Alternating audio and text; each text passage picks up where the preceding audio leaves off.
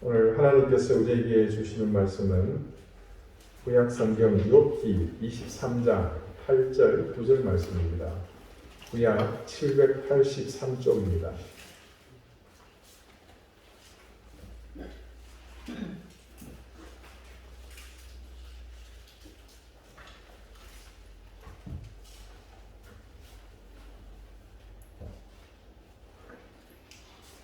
욥기 23장 8절 9절 말씀을 제가 읽겠습니다. 이제 다 같이 자리에서 일어나셔서 하나님의 말씀을 경청하십시오. 그런데 내가 앞으로 가도 그가 아니 계시고 뒤로 가도 보이지 아니하며 그가 왼쪽에서 일하시나 내가 만날 수 없고 그가 오른쪽으로 돌이키시나 배울 수 없구나. 아멘. 자리에 앉으시기 바랍니다. 하나님께서 이 말씀으로 우리에게 은혜 주시기를 원합니다.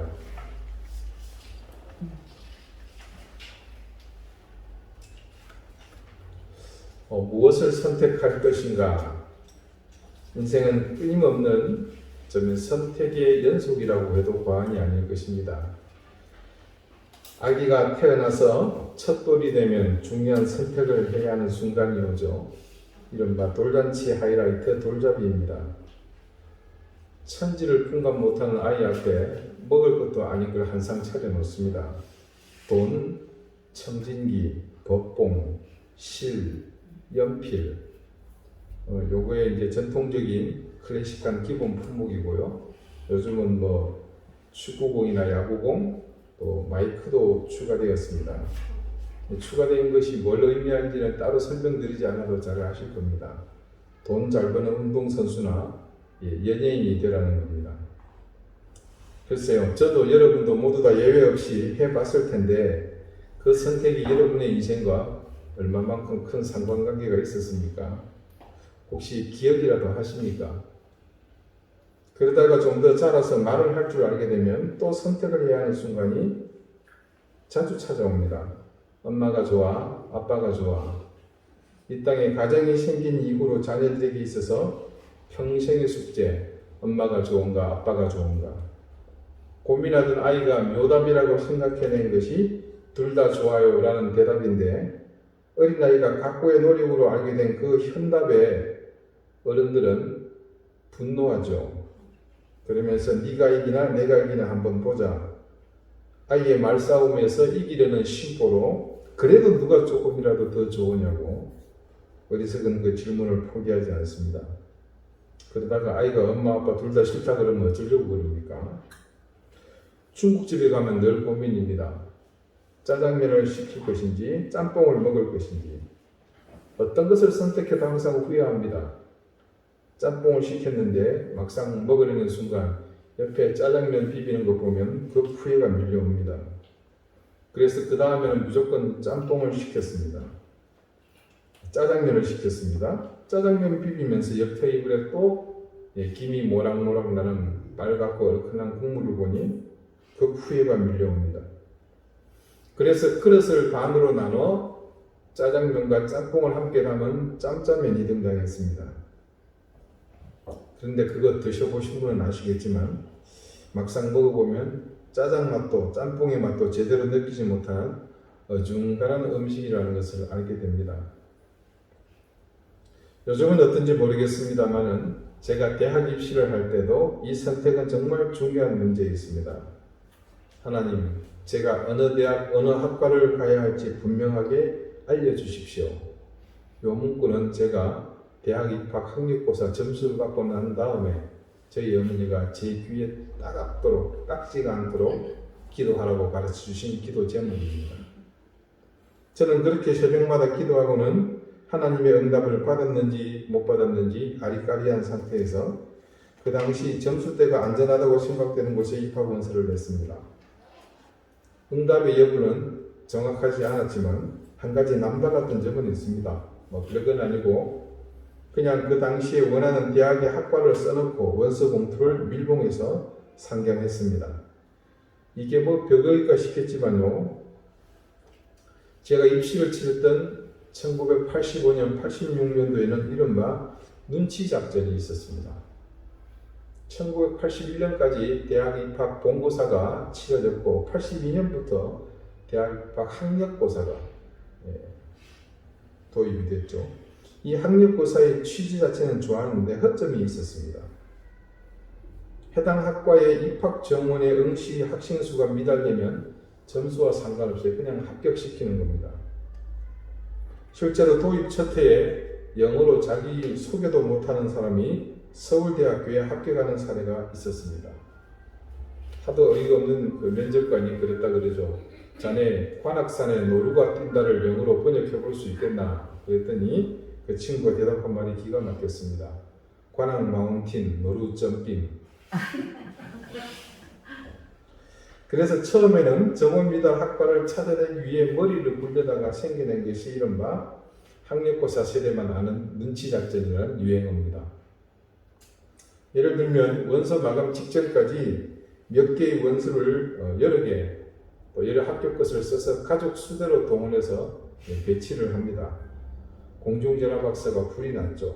그래서 마감 직전까지 경쟁률 데이터를 보고 가장 낮은 곳에 원서를 내는 겁니다.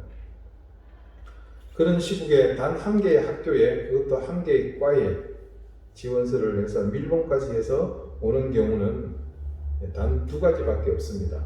내 점수가 아주 우수해서 이 학과에 당당하게 합격할 수 있을 때와 또 그것이 아니면 이 학과 아니면 죽어도 가지 않겠다는 그런 의지가 담겨 있을 때입니다.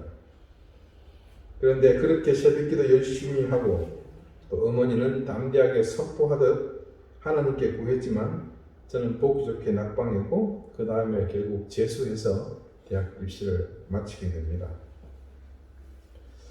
자, 그리고 또 다음 선택, 대학을 졸업한 이후에 결혼을 할 때가 되죠. 그때 우리는 일생일대의 최고의 선택을 해야 합니다. 다른 사람들은 모르겠지만 유독 어중간하게 믿음이 있다는 크리스찬 젊은이들 경우에 이 또한 심각한 문제입니다. 누구와 결혼할 것인가? 이때는 선택의 고민이 아니라 실제로는 자기 욕심을 어떻게 조절하냐 이 문제인 듯 합니다. 저도 어릴 때부터 교회에서 들어온 말이기도 하지만 자기 반려자를 위해서 기도를 많이 해야 한다. 특히나 저 같은 경우는 목회자가 되기로 한 사실을 모두 알고는 조금만 저를 아는 사람이라 치면 한마디씩 지나가는 말로 툭툭 던집니다. 어쨌든가 목회자는 사물을 잘 골라야 됩니다. 저는 그냥 처음에는 감사하라고 대답을 했지만 나중에 곰곰이 생각해보니 그 말이 얼마나 우스웠는지 모릅니다. 배우자를 잘 선택해야 하는 것은 어떤 직종에서 일하는 사람이든 어떤 계층의 사람이든 심지어 어떤 인종, 어떤 민족의 사람이든 모두에게 적용되는 말입니다. 물론 자신의 직임의 사회적 책무와 또 직임의 가지는 경중이 있다고는 하지만 이 또한 모순됩니다. 자신의 인생을 두고서 누가 직임을 두고 경중을 따질 수 있겠습니까? 많은 사람이 이 선택으로 인해 인생이 달라지는 것은 사실입니다. 또 어떤 사람은 좋은 방향으로 달라지는가 하면 또 다른 사람은 나쁜 방향으로 변합니다. 그래서 잘못된 선택으로 인해 그 결정을 번복하는가 하면 또 다른 한편으로는 그 선택에 대한 의무를 다 하지 못하는 경우도 있고 선택으로 인해 서로 맺은 신의를 저버리는 사람도 있죠. 그리고 또 한 가지 사실 결혼보다 어쩌면 먼저 했었어야 할 선택이죠. 인생길에 결코 가볍게 볼 수 없는 한 가지 직업을 선택해야 할 때가 있습니다. 이 또한 절대 쉽지 않은 일입니다. 요즘은 직업이 선택이 아니라 어쩌면 운명과도 같다는 생각을 할 정도로 취업이 어렵습니다. 그렇지만 이 또한 우리가 신중하게 선택해야 하는 일이죠. 여러분 그 유명한 거창고등학교의 직업 선택의 10계명을 들어보셨을 겁니다. 이 학교를 설립하신 독실한 크리스찬 전영창 선생님의 신앙 철학이 그대로 드러난 세상에 절대 수용 불가한 계명들이죠. 제1계명 월급이 적은 쪽을 택하라. 제2계명 내가 원하는 것이 아니라 나를 필요로 하는 것을 택하라. 제3계명 승진의 기회가 거의 없는 곳을 택하라. 제4계명 모든 것이 갖추어진 곳을 피하고 처음부터 시작해야 하는 황무지를 택하라. 제5계명 앞을 다투어 모여드는 곳은 절대 가지 마라. 아무도 가지 않는 곳으로 가라. 이거 어떻게 이걸 다 찾아냈을까 그죠? 제6계명 장래성이 전혀 없다고 생각되는 곳으로 가라. 제7계명 사회적 존경 같은 건 바라볼 수 없는 곳으로 가라. 제8계명 한가운데가 아닌 가장자리로 가라. 제9계명 부모나 배우자 혹은 약혼자가 결사 반대하는 곳이면 틀림없다. 의심치 말고 가라. 제10계명 왕관이 아니라 단두대가 기다리고 있는 곳으로 가라. 이 10가지의 계명을 하나하나 뜯어보면 도대체 학생들에게 어디로 가라는 것인지 답을 찾을 수가 없습니다.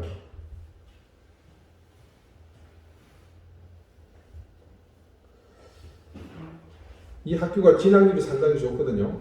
제가 보니까 이 10가지 계명을 두고 보니까 세상에서 일을 못하겠고 공부나 해야 되겠다. 그래서 아마 진학을 잘한 것이 아닌가. 그런 생각이 들 정도입니다. 우스갯소리가 있었습니다. 자, 여러분, 도대체 인생이 온통 선택의 연속이지만 여러분 단 한 번도 속 시원하게 원하는 것, 가장 이상적인 것, 완벽한 것을 단 한 번이라도 선택했는가 돌아보면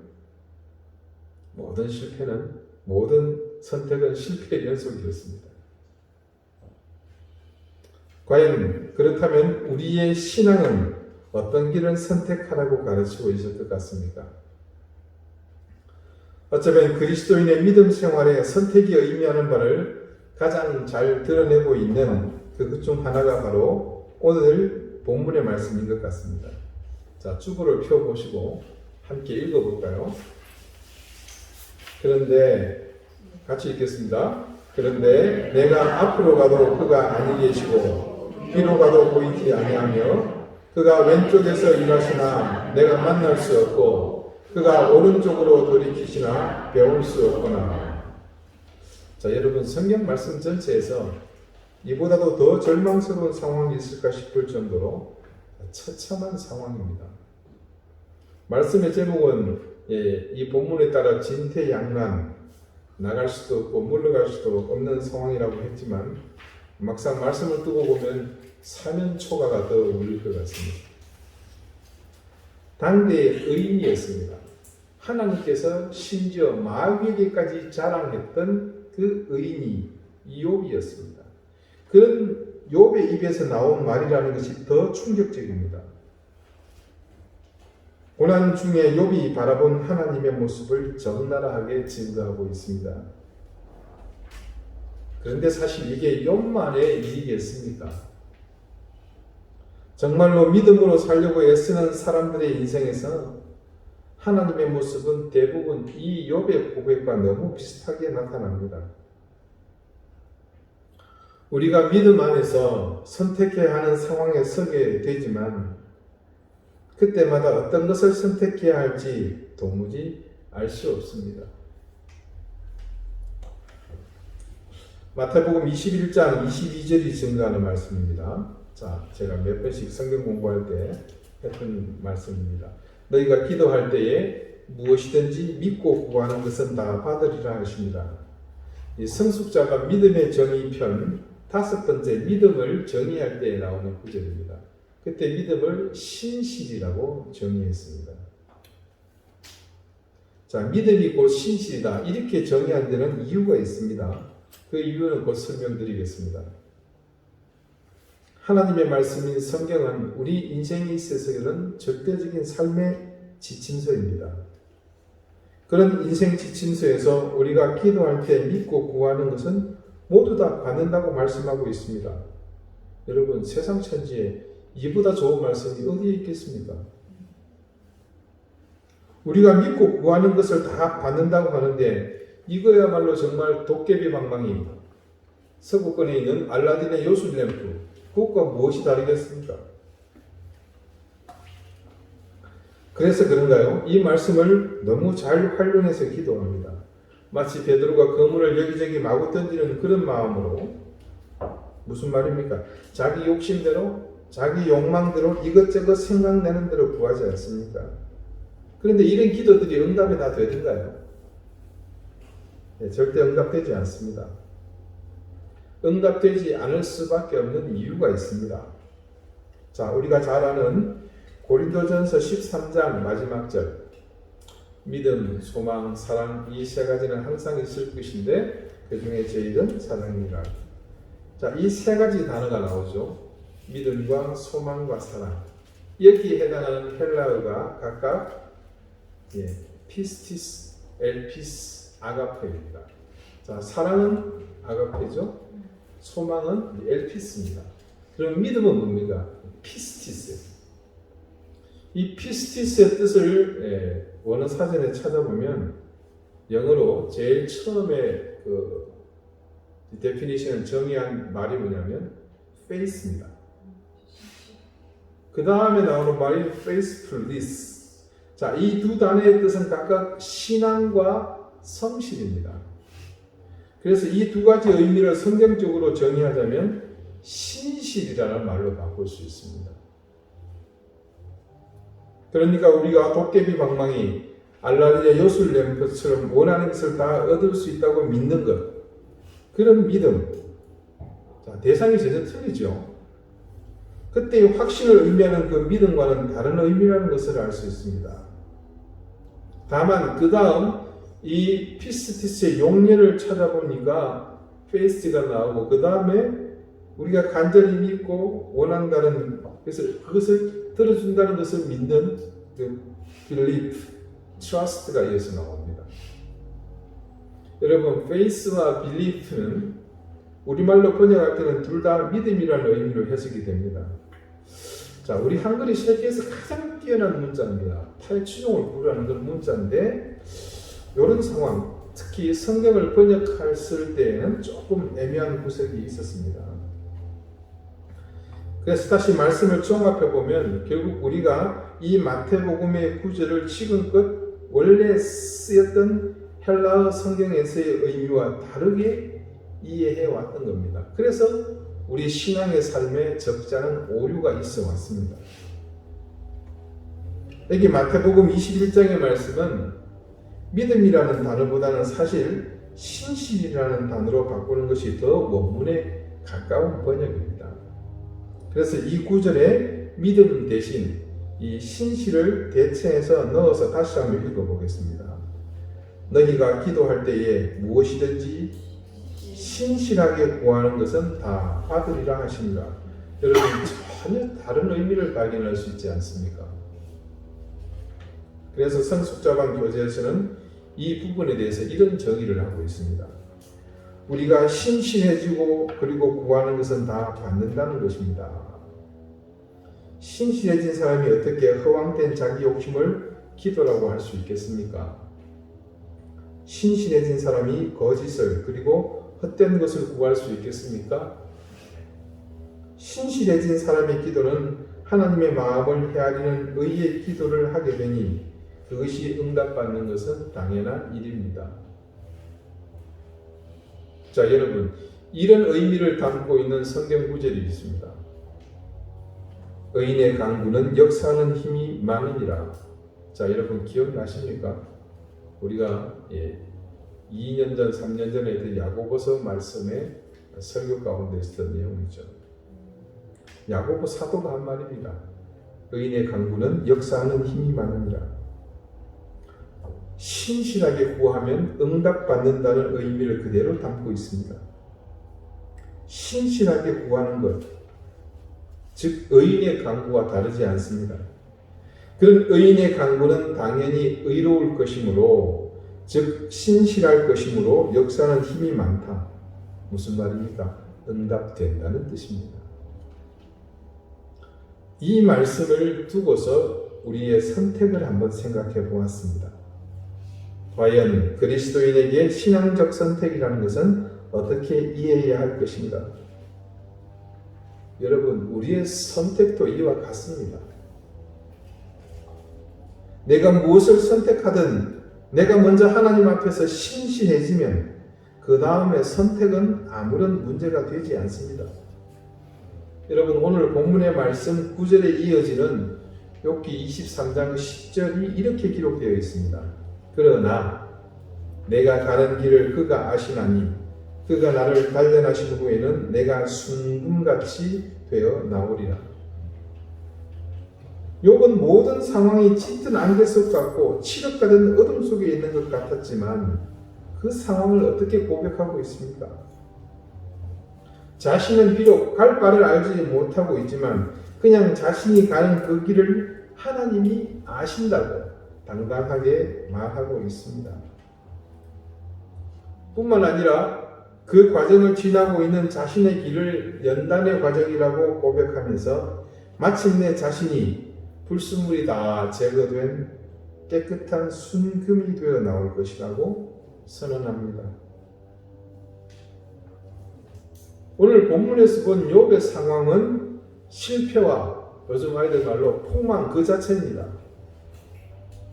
그런데 그는 자신이 당면하고 있는 그 현상에서 그 이면에 계시는 하나님을 절대적으로 신뢰하고 있습니다.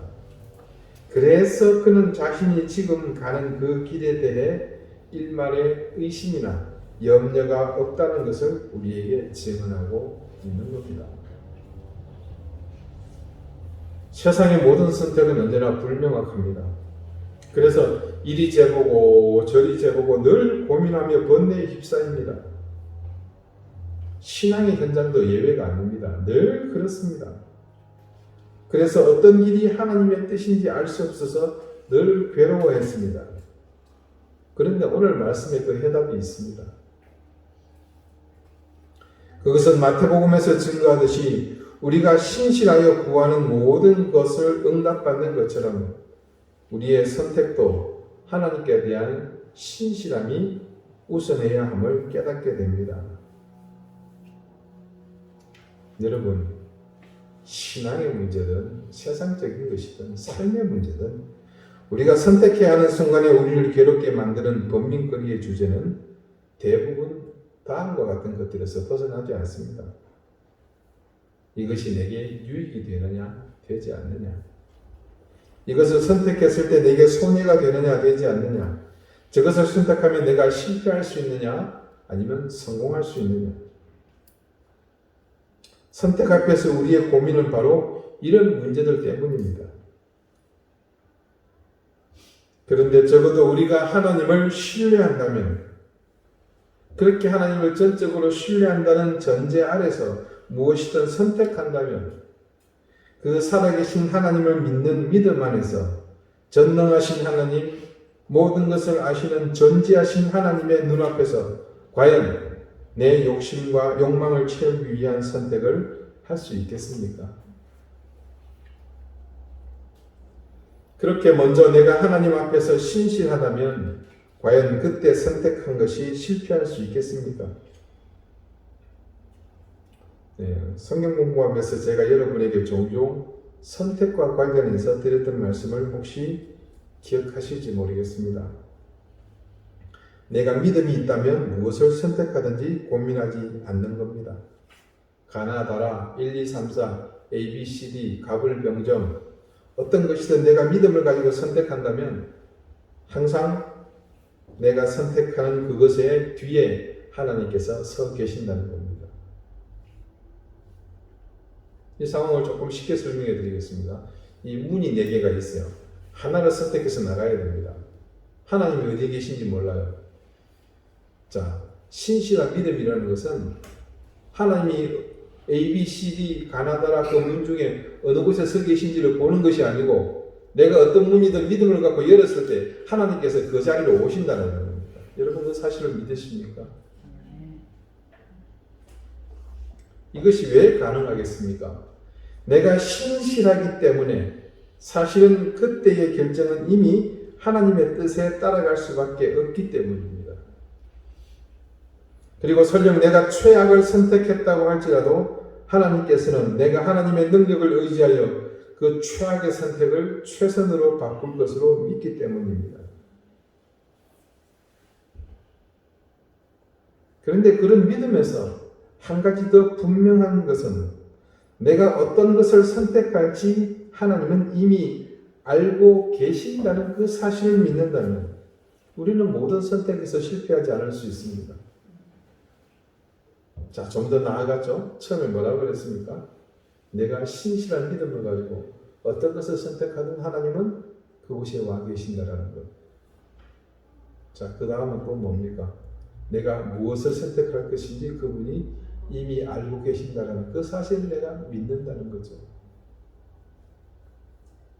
이게 무슨 도박도 아니고 도대체 나의 선택을 어떻게 신뢰할 수 있기에 그런 선택을 아무런 고민 없이 할 수 있느냐고 반문할 수 있습니다. 그렇다면 제가 이렇게 질문해 보겠습니다. 믿음이 있는 사람이 신실한 신앙인이 선택할 때 과연 허황된 것을 선택할 수 있겠습니까? 이 질문에 내가 머뭇거리고 마땅히 대답할 말을 찾지 못한다면 그것은 아직도 내가 신실한 믿음을 소유하고 있지 못하다는 증거입니다. 여러분, 신실한 믿음을 가진 사람의 선택 자체는 그의 삶에서 별 중요하지 않습니다. 자기 인생에서 별 의미가 아니에요. 그는 단지 자신의 믿음으로 선택한 그것을 어떻게 하나님 앞에서 만들어갈지 그것에 더 관심이 있을 뿐입니다. 그래서 그 사람은 어떤 것을 선택하든 늘 만족하며 그 선택에서 하나님의 뜻을 실현해 나갑니다. 거창고등학교에 그 황당한 직업 선택의 10가지 원칙을 만드신 전영창 교장 선생님의 그와 같은 결정의 배경에 과연 무엇이 있었겠습니까? 그분은 자기가 신앙으로 양육한 그 학생들과 함께 하시는 하나님을 철저하게 신뢰했기 때문입니다. 그리고 또한 그분은 하나님이 사랑하시는 자기 제자들의 신실함을 믿었기 때문에 그 같은 선택의 길을 제시했을 것입니다. 그러므로 여러분, 이제 무엇을 선택해야 할지 고민하지 마십시오. 인간의 생각으로 유익을 구하려는 시도는 모두가 어리석은 일이며 그런 노력은 부질없는 짓입니다. 중요한 것은 우리가 얼만큼 신실하냐, 즉 얼마만큼 하나님을 신뢰하느냐에 달려 있습니다. 오늘 우리는 무엇을 믿어야 할 것인지 또 한 가지의 의미 있는 사실을 깨닫게 됩니다.